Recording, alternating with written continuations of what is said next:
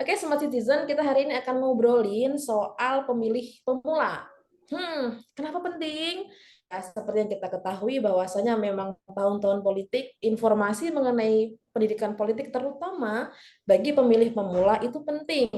Yang menjadi pertanyaan adalah siapa pemilih pemula? Nah, terus bagaimana prosesnya, bagaimana pentingnya, dan bagaimana kontribusinya? Kita akan ngobrolin hal-hal seputar pemilih pemula ini bersama teman saya, karena hari ini sangat spesial. Saya sudah kedatangan teman saya, Ibu Ismi Sujastika, yang memiliki konsentrasi di bidang pendidikan kewarganegaraan. Halo Bu Ismi, terima kasih atas waktunya sudah menyempatkan waktu di obrolan singkat Halo, kita ini. ya, Ibu Ismi, apa kabar? alhamdulillah sehat semangat. Selamat pagi Bu Ismi. Ya, selamat pagi Bu Yayu. Selamat pagi, siang, atau malam ya. Ya sudah Ya, ya. Bahagia sekali saya hari ini. Terima kasih atas kesediaan ya. waktunya menyiapkan atau menyempatkan untuk kita ngobrolin hari ini. Tema kita hari ini ngobrol menarik, boys. Ya, Soal pemilih pemula. mulai Iya, ya. pemilih pemula, kenapa ini kita angkat? Ya, karena kita akan menghadapi tahun politik Hmm, dan pemilih pemula juga menjadi menarik karena kita juga perlu kan mengetahui bagaimana partisipasinya, informasi, dan seterusnya. betul, betul. Anyway, Bu, apakah kita termasuk pemilih pemula ya? Halo ya. Aduh, ini kayaknya kita harus cek lagi data-data kita Bu melalui KTP Hmm. gitu kan. Itu yang paling valid bisa menjelaskan gitu. Oh ya. Iya, karena Oke Bu, untuk mengawali Bu ya, mengawali mm, perbincangan kita, kita perlu tahu dulu nih sepertinya mm, siapa pemilih pemula di Indonesia. Bu Ismi, kita ngomongin pemilih pemula, sebenarnya pertanyaan yang awal adalah sebenarnya siapa sih pemilih pemula itu dalam cakupan di Indonesia? iya, baik. Jadi kalau di cakupan di Indonesia ya, semua informasi terlebih dahulu kan harus di sama-sama kita letakkan nih pandangan yang sama nih terlebih dahulu tentang pemilu. Pemilu sendiri, semua aturan-aturan pemilu itu dibuat apa namanya oleh Komisi Pemilihan Umum ya di dalam Hmm. KPU seperti itu. Nah, termasuk ketentuan pemilih pemula juga di sana disebutkan bahwa pemilih pemula itu adalah pemuda ya yang berusia 17, 18 sampai dengan 24 tahun. Ya rata-rata rentang antara 18 sampai 24 tahun pada saat tahun pemilu. Seperti itu. Mereka masuk kategori pemilih pemula. Gitu. Oh, oke. Berarti ini lahan basah ya Bu ya, karena Ya, mereka baru betul, betul. pertama nih. Benar-benar. Jadi informasinya Pertama, itu masih fresh gitu ya. masih lucu-lucu. Tentang pemilu, tentang partai, tentang calon ya dan seterusnya itu masih baru semuanya gitu. Oke.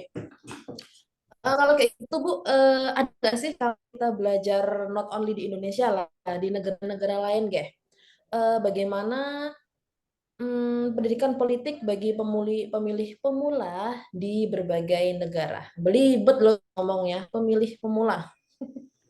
Ya, jadi kalau di berbagai negara, Bu Yayu, pemilih pemula itu sebenarnya sama polanya dengan di Indonesia ya. Mereka menggunakan sistem pendidikan seperti itu.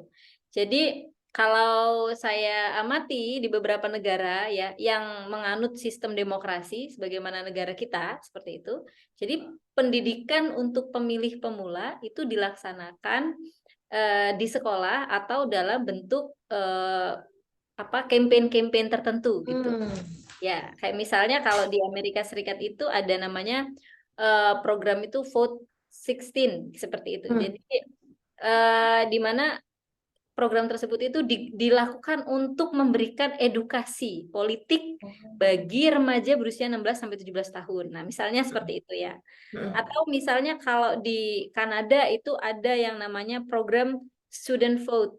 Jadi Hmm. ada pendidikan politik atau pengalaman untuk melakukan pemilu seperti itu bagi Hmm. siswa. Jadi itu bentuknya simulasi gitu, Bu. Jadi simulasi Oh, yang ya, ya, dibuat ya. di sekolah-sekolah. Biar apa? Biar nanti pada saat mereka waktunya memilih, kalau di negara kita kan di usia memilih tadi, itu mereka sudah siap, sudah tidak asing dengan cara-cara memilih seperti itu gitu.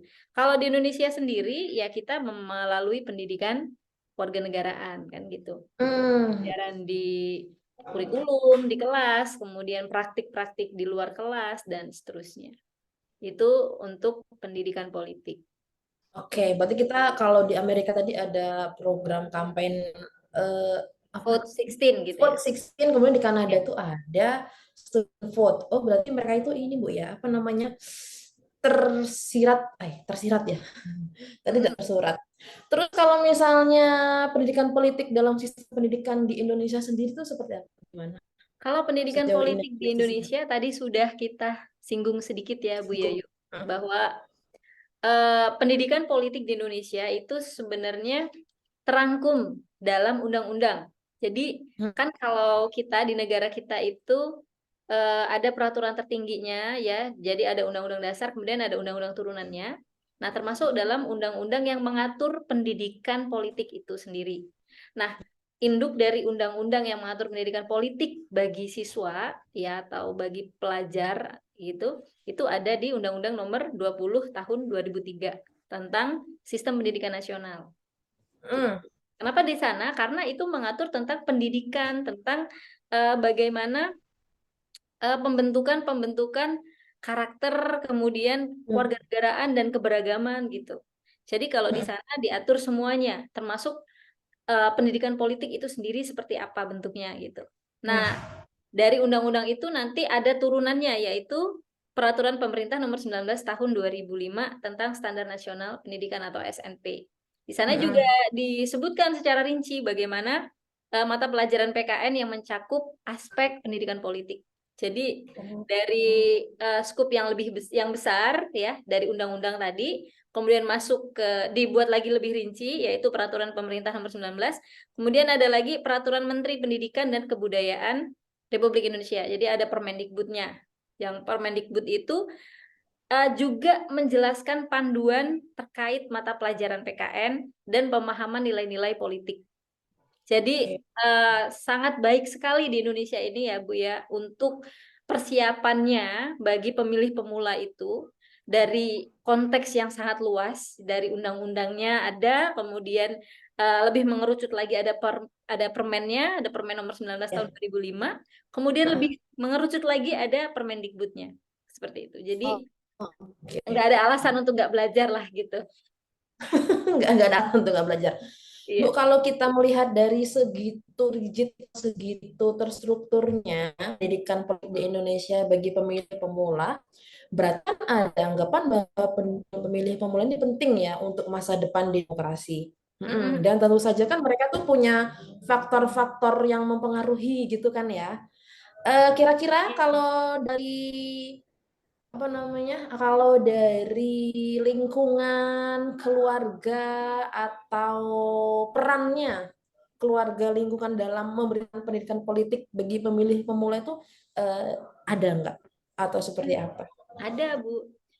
Ya, jadi memang pendidikan politik itu kan selain dia pendidikan kewarganegaraan di sekolah, dia juga pendidikan yang terintegrasi langsung dengan kehidupan sehari-hari ya. Makanya kalau di sekolah kan sekarang Pak Menteri itu sudah membuat program apa namanya semacam ada Merdeka Belajar, kemudian ada penerapan nilai-nilai Pancasila itu ya dan seterusnya. Nah, termasuk kalau di keluarga di rumah itu pendidikan politik itu ada pengaruhnya, bahkan ada yang memberikan impact secara langsung. Siapa mereka? Yaitu orang tua biasanya gitu.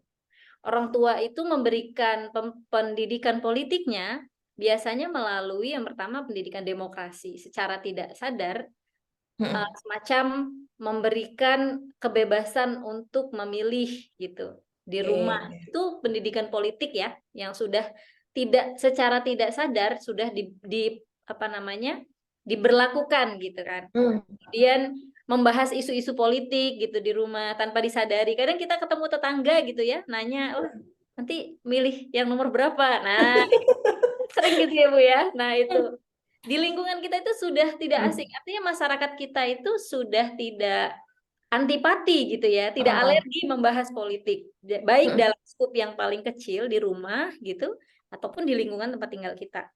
Kadang-kadang juga mereka apa namanya, keluarga itu memberikan tanggung jawab keteladanan seperti itu. Oke. Nah, dan banyak Oke. sekali hal-hal yang rigid ya, yang spesifik gitu ya, yang itu sebenarnya muaranya adalah pendidikan politik di keluarga seperti itu. Oke. Eh, Oke lah ya, berarti tuh peran keluar, ya memang sih Bu ya, lingkungan itu kan mempengaruhi juga ya. Nah kemudian karena kita ngobrolin soal pemilih pemula kan ini generasi yang sudah terlahir dengan fasilitas yang Ya. teknologi yang sudah wah dan Hmm. sebagainya. Nah berarti ada ya bagaimana peran media sosial itu terhadap pendidikan politik bagi pemilih pemula. Iya, ada. Ah, Iya, sangat berperan. Jadi peran media sosial terhadap pemilih pemula itu sangat erat, sangat dekat. Perannya itu sangat signifikan gitu, Bu. Karena kan eh, pemilih pemula kita itu adalah para remaja atau para orang-orang dewasa awal. Susah ya kita mengatakan mereka orang gitu ya, karena mereka masih masuk dewasa awal seperti itu ya.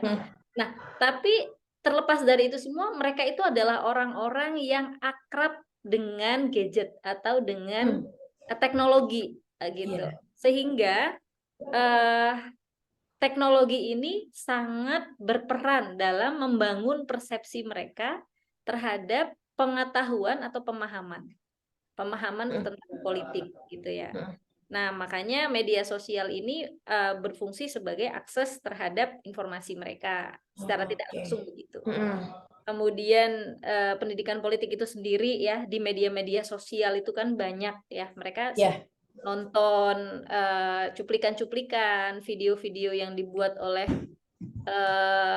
apa namanya, pembuat video semacam ya konten kreator gitu ya. Ya, Nah, ya.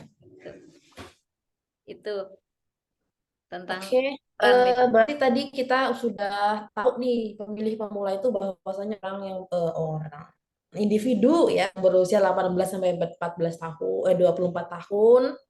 Kemudian tadi juga ada yang mempengaruhi pengetahuan politiknya dari keluarga, media sosial, kemudian juga dari lingkungan dan sebagainya. Nah, yang menjadi PR utama kita adalah bagaimana mendorong partisipasi aktif mereka dalam pendidikan politik ini, Bu. Bagaimana kita bisa mendorong partisipasi aktif pemilih pemula itu ya dalam hajat ya hajat politik ini seperti apa Bu ya, gimana biar kita bisa ngedorong aktif mereka untuk berpartisipasi Dalam berpartisipasi aktif dalam kegiatan politik ini. Oke. Karena sebenarnya pendidikan politik ini lagi-lagi tidak hanya pendidikan yang dilaksanakan di sekolah kan ya Bu ya. Jadi mereka itu bisa mengakses informasi politik melalui media sosial. Mereka juga biasa membahas tokoh-tokoh politik yang mereka kenal melalui media sosial gitu ya.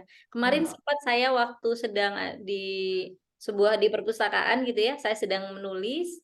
Kemudian tiba-tiba ada mahasiswa masuk kategori pemilih pemula ya Bu, kalau usianya 17 sampai 24 ya Bu ya. Ya. Jadi saya sangat sangat bangga dengan suhu obrolan mahasiswa zaman sekarang ya. Jadi di perpustakaan mereka membahas, wah ternyata calon X akan menggandeng Mr. X. Nah, seperti itu. Wah, itu luar biasa sekali. Artinya apa? Artinya mereka para pemilih pemula ini memiliki kepedulian, pemahaman politik yang diperoleh dari berbagai sumber seperti itu. Makanya untuk mendorong ya, untuk lebih mendorong partisipasi ini, biasanya yang bisa kita lakukan itu adalah dengan memberikan pendidikan politik yang efektif tadi. Jadi memang pendidikan politik efektif itu tidak hanya diberikan di kelas, di perkuliahan-perkuliahan kita, tidak hanya di sana. Ternyata dari media sosial, dari apa yang diakses oleh mereka, dari apa yang ditemukan di rumah, ya, di lingkungan, itu juga memberikan pendidikan politik seperti itu. Kemudian Selain itu juga ada kepelatihan-kepelatihan gitu ya bagi pemuda-pemuda gitu. Itu secara tidak langsung memberikan pendidikan politik juga bagi mereka. Kemudian banyak yang lain ya, seperti kegiatan sosial dan pelayanan masyarakat.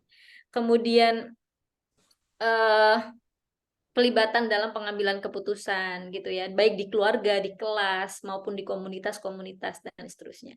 Intinya adalah Baik. berbagai kegiatan yang dilakukan itu secara tidak langsung sebenarnya adalah kegiatan yang mengajarkan mereka untuk berpartisipasi politik. Intinya yang penting satu, nggak bosan belajar seperti itu. Oke ya, karena kan tadi kita sudah ngobrolin kalau memang media sosial itu sebagai yang memberikan tsunami informasi, apalagi di era apa namanya ini, era politik kayak gini kayak. Ya. Ibu, terima kasih soal obrolan singkatnya, karena melalui obrolan singkat ini kita bisa mengetahui sebenarnya siapa pemilih pemula tersebut, kemudian bagaimana faktor-faktor yang mengaruhinya, kemudian kita tadi juga sudah mengetahui bagaimana keluarga berperan, media, kemudian bagaimana cara mereka untuk bisa berpartisipasi aktif, dan sebagai closing statement, semoga pemilih pemula menjadi benar-benar smart and good citizenship, karena mereka adalah harapan Bu ya, harapan Ya. kita untuk menjadikan demokrasi di depan itu lebih baik lagi. Kemudian mereka juga bisa memiliki wawasan, pengetahuan, karakter, dan pengetahuan juga yang cukup informasi mengenai pendidikan politik mereka. Oke Bu Amin. Ismi, terima kasih atas waktu dan kesempatan obrolannya. Semoga di ke depan nanti kita bisa berkolaborasi lagi dengan tema-tema yang lebih menarik. Siap. Akhir kata dari saya mohon maaf apabila terdapat kesalahan. Salam untuk keluarga di sana. Selamat pagi, siang, sore, dan malam. Sampai jumpa. Ya, selamat pagi, siang, sore, dan malam. Sampai jumpa juga Ibu Yayu. Bye-bye.